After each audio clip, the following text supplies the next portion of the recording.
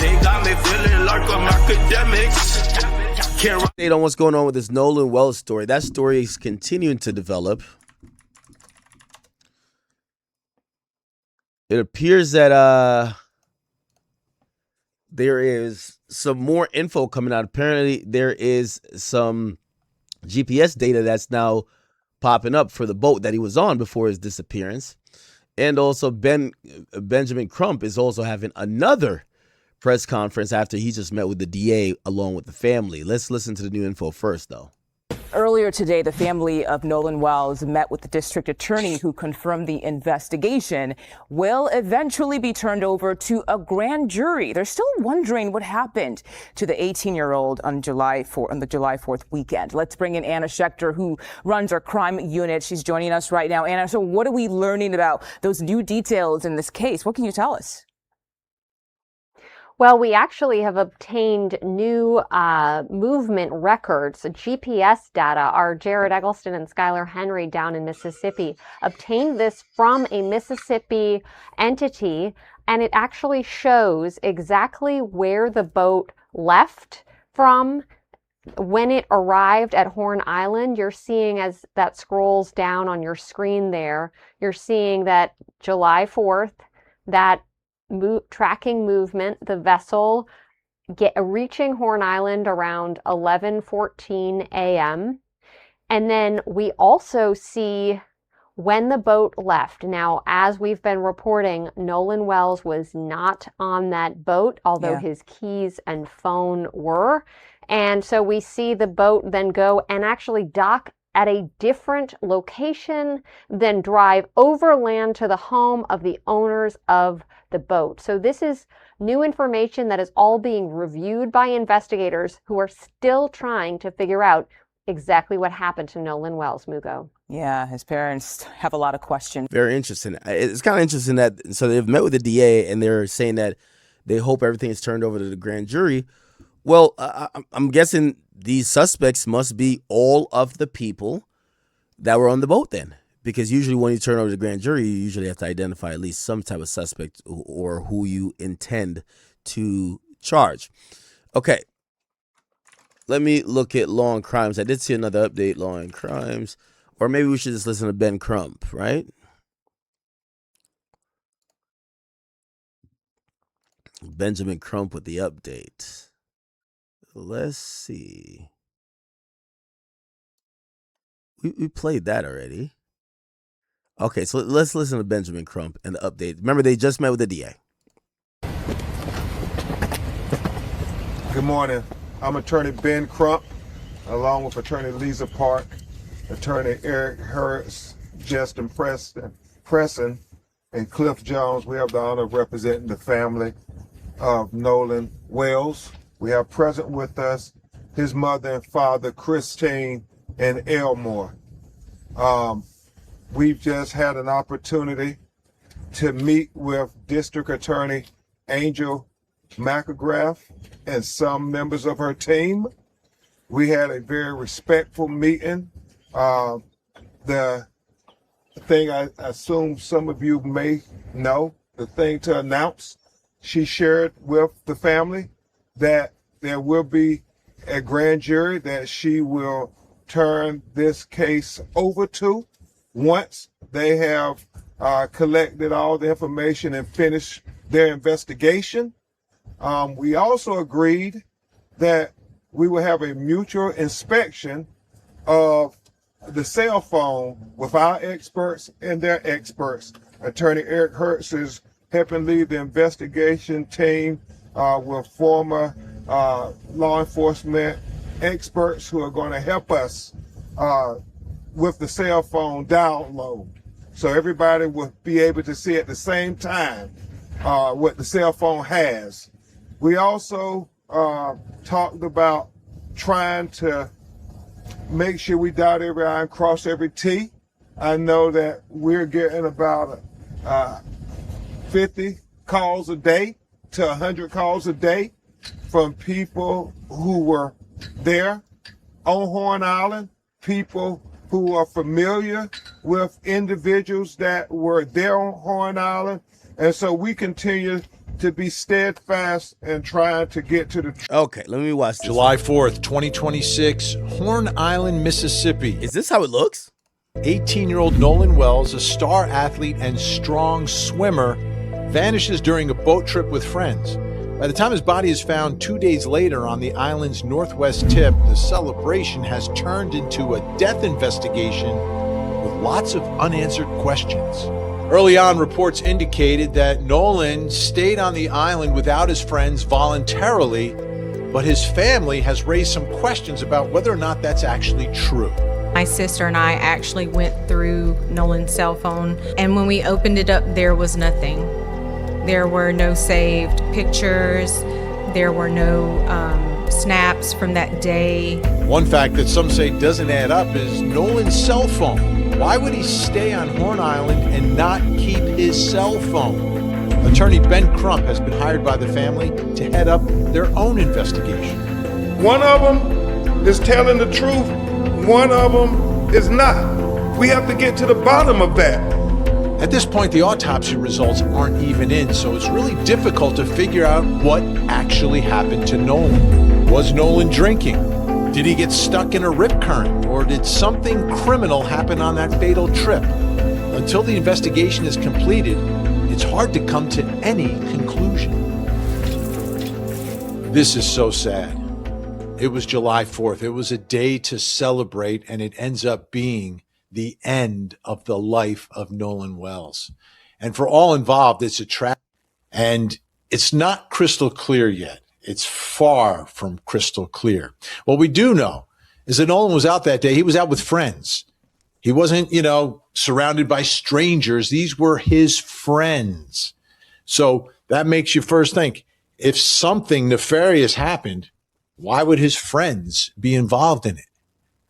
Well, you think about the age of everyone, and if you're drinking and doing other things, things happen. And sometimes something bad happens. Maybe it's on purpose, maybe it's not. But then there's a cover-up, and it makes it even worse for everyone. That's if these friends are involved with what happened to Nolan Wells here. And one reason a lot of people are concerned is the issue of the cell phone. Nolan Wells, the story, hey, voluntarily, I'll stay on the island. I'll stay on the island without my cell phone. Why would you do that? Unless something else happened and the cell phone was sort of an afterthought. I mean, that issue needs to be cleared up because it's a big deal. Plus all the communications on the cell phone as well. So that's really, to me, one of the keys to unlocking what happened here. Now, for investigators, they need to be transparent in this case. This is one of those cases that involves the trust or lack of trust of. Yeah, that's the problem with this current case, right? So there's nothing public. We don't have an autopsy report. The police report is going to be pretty thin because they're not even saying this is a homicide. We have no Emmy ruling. We do have some conversations by the people who were on the boat, but nothing that's really leading us anywhere. We just have a lot of doubts and we have a lot of skepticism that this shit was on the up and up. The keys left on the boat, the phone left on the boat kind of gives thought to maybe he planned to return to the boat and the boat, for whatever reason, just wasn't there. Or maybe he died and that's why he doesn't have his stuff. But what doesn't make sense is I'm about to go holler at a girl. So you gonna go holler at a girl without your phone, bro? That's a little bit odd. The system. So the toxicology report is going to be 2 to 3 weeks. It could even be up to a month. Investigators need to do anything and everything they can to make sure the public trusts the results of their investigation, but even more importantly, that the family does. And I think they took one step towards that today by setting up a meeting with the family and their attorneys and representatives. The DA meeting with Nolan's family and with Ben Crump, their attorney. And the family came out. and spoke afterwards with Ben Crump. Let's take a listen to what they had to say after meeting for the first time with the district attorney. There will be a grand jury that she will turn this case over to once they have collected all the information and finished their investigation. We also agreed that we will have a mutual inspection of the cell phone with our experts and their experts, so everybody will be able to see at the same time what the cell phone has. That's from WLOX, and that's important. That's good to hear. The cell phone, the mutual, this is unusual, right? That a cell phone will be looked at from the experts from, the government, from the state, from prosecutors, as the family's own experts are looking at it. So that's extremely unusual, but a good step towards transparency. You want the and the way they're gonna look at the cell phone, it's not like one person has a cell phone so the other can't have it. They're gonna do a dump of it, right? So they're gonna take the cell phone to Cellbrite. That's a really popular place that the cops use to kind of get an image of the cell phone, no matter if it's locked or whatever. They could see past deletions. They could see it's a really like transparent look into how a phone was even used into even hours before it was seized or whatever. Yeah, you could have experts both look at that. It'll also show if it was tampered with. Oh, it shows activity on the phone after he died. Well, how does that make sense? Or it shows activity on the phone after the boat left. We have GPS evidence now, so there's going to be a lot of time. You got to match the time. Okay, so the boat is coming back. He's not on the boat. According to them, he stayed. Who's on his phone? How is this thing get deleted right afterwards? So, I'm not saying that happened, but these are going to be some key things that you're going to analyze in looking at this cell phone image. Family first to trust the results. If the family trusts the results, there's a much greater chance that the public will trust them as well. So I want to walk through a timeline right now, because I think to get the big picture of what happened over the course of those 2 days, ending with the tragic death of Nolan Wells. Friday, July 3rd, we begin. Nolan Wells left his family to spend the night with friends ahead of the holiday weekend. All right, so that's I'm going with friends. Like I said, this is important. He's with friends. He's not with enemies. He's with people he knows, people he trusts, people that like him. Then on Saturday, July 4th, Nolan Wells joined friends for a boat trip to Horn Island. That afternoon, the group returned to the mainland, but without Nolan. Without Nolan. Okay, that's unusual, right? A group goes out and then a group comes back -1. Family members reported Nolan missing that night after getting a call from one of their friends around 11 p.m. So to me, that timeline's important. Like, you return without your friend, okay, but why are you returning without your friend? True. And at what point do you get concerned that your friend's nowhere to be seen? And if you leave him on an island, how is he supposed to get back? So he was supposed to get back with catch a ride with someone else. Well, there's a lot of questions to be asked. If someone, did he know some other people that were there? There's a lot of questions to really be asked, man. Did he know someone else that was there? Was that assumed to be the ride that he was going to catch back? And you tell me your homie says, yo, I'm staying because I'm trying to bag a bitch.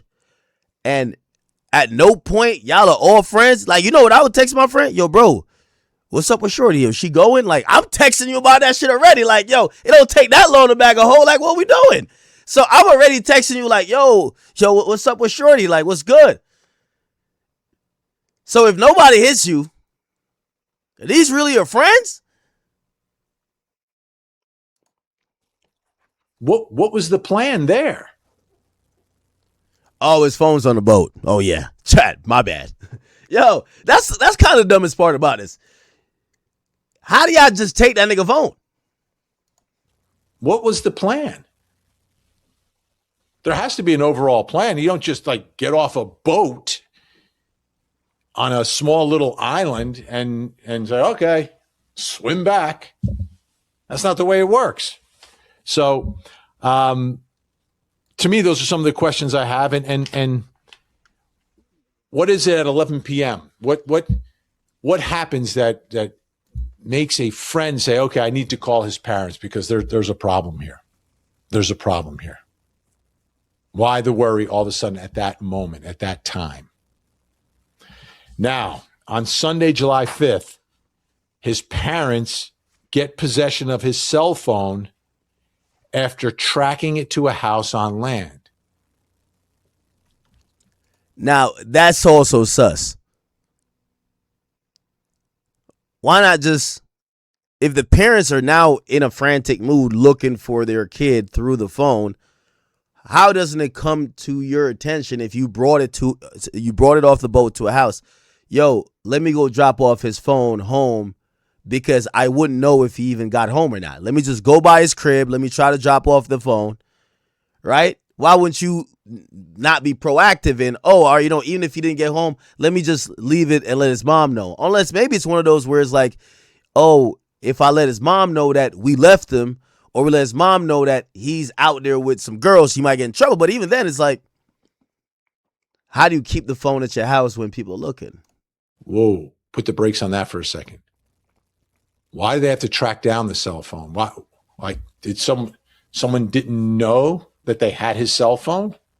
Like, how did that work? How did they end up with the cell phone? Why did they have it? Why did they not know that they had it all along? Why did it have to be tracked down by the parents?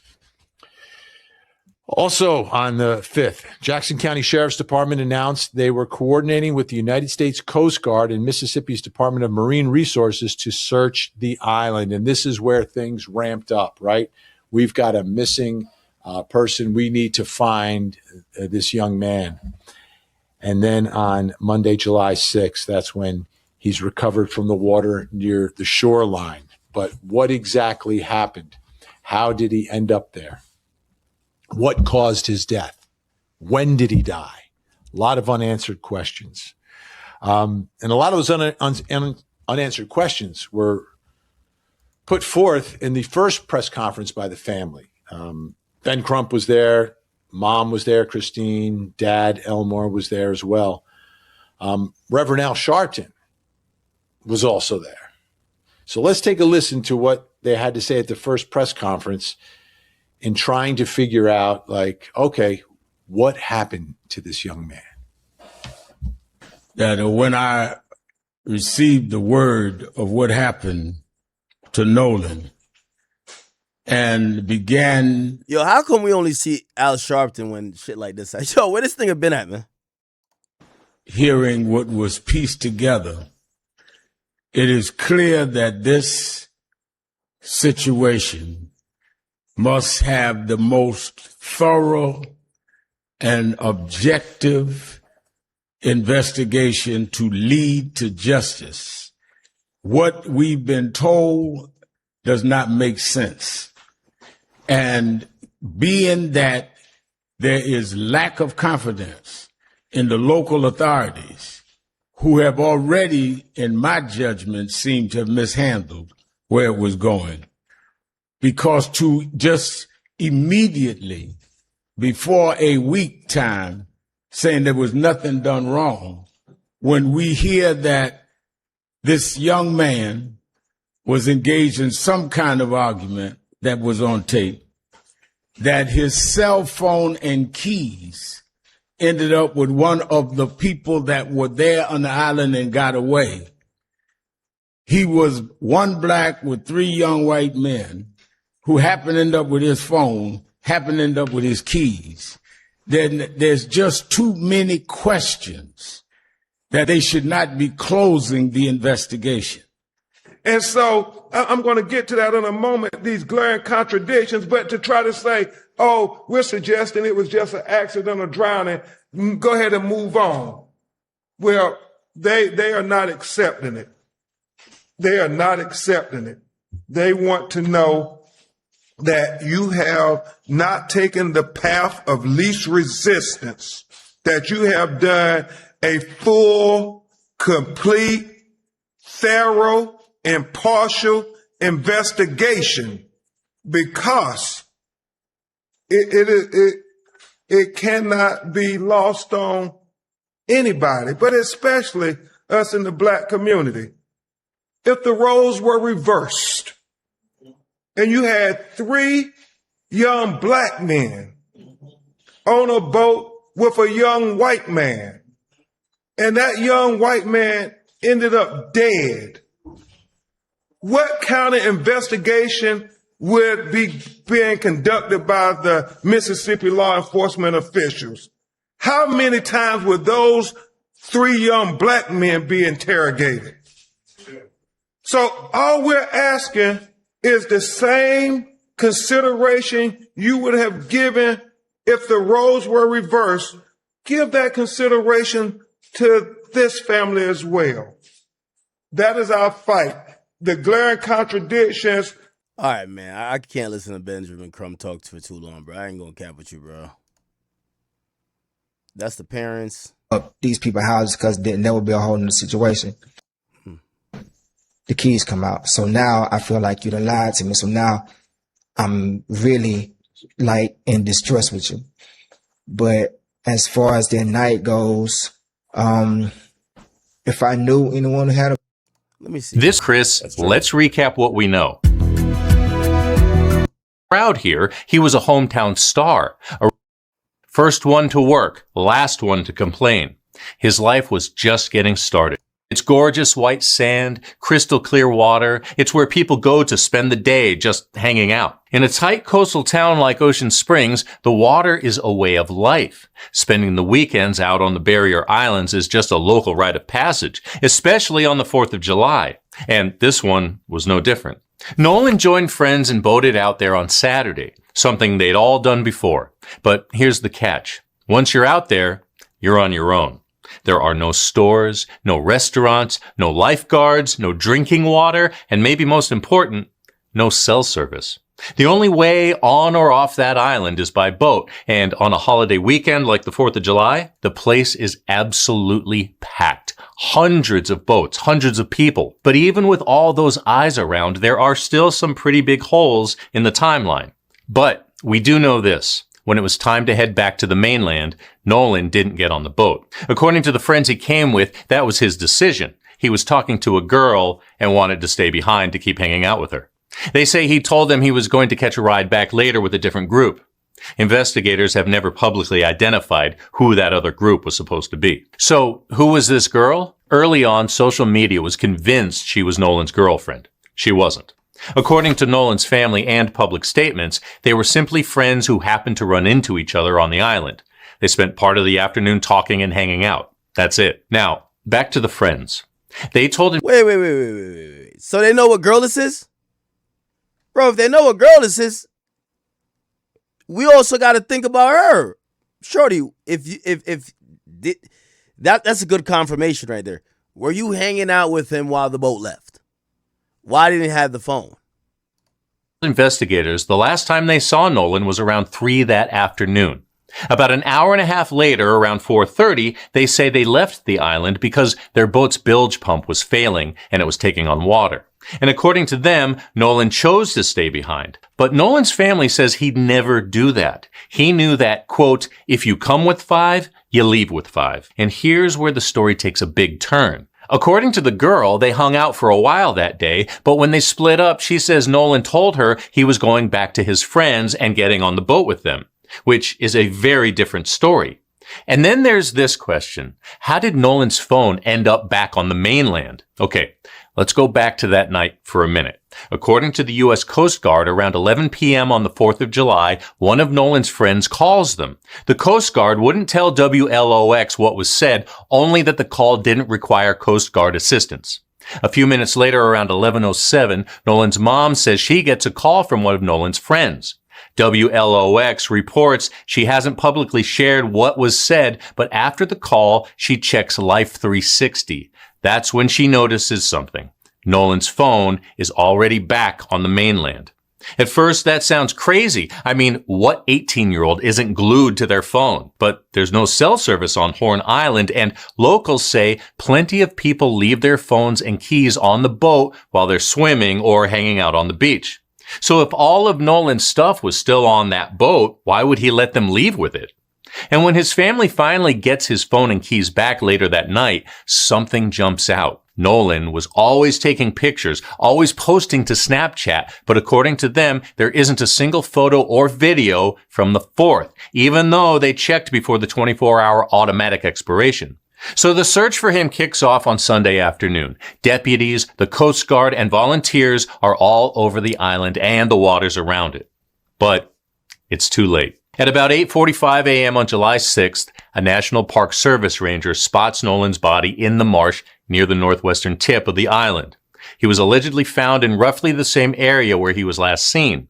So, is that strange? Well, maybe not. The United Cajun Navy has searched these waters for years, and they say the currents could explain it. Here's what they told Law and Crime. When he went into the water, however he got into the water, he didn't go that far out before he drowned because it only took like a couple of days for him to drift right back south to the tip of the island, same tip of the island where he was last seen.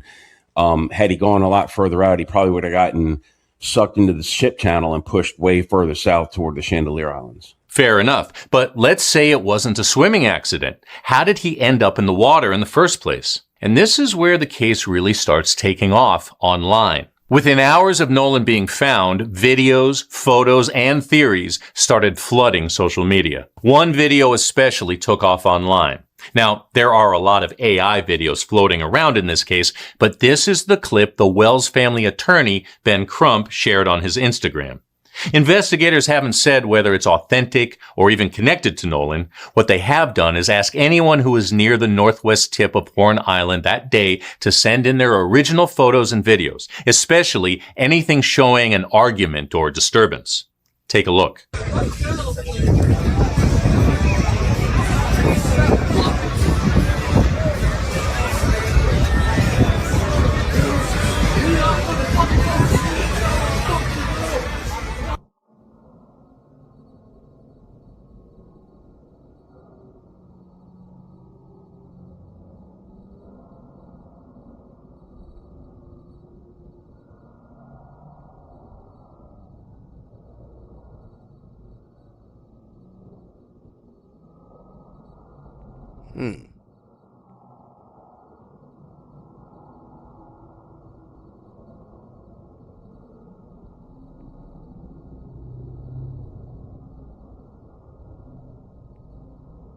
Okay. A judge whose family had been linked to the case had briefly deactivated her social media. That only fueled more speculation. Then she later put out this statement saying her family was fully cooperating with investigators. By this point, the story wasn't just local news anymore. More speculation. Then people noticed a Jackson County judge whose family had been linked to the case had briefly deactivated her social media. That only fueled more speculation. Then she later put out this statement saying her family was fully cooperating with investigators.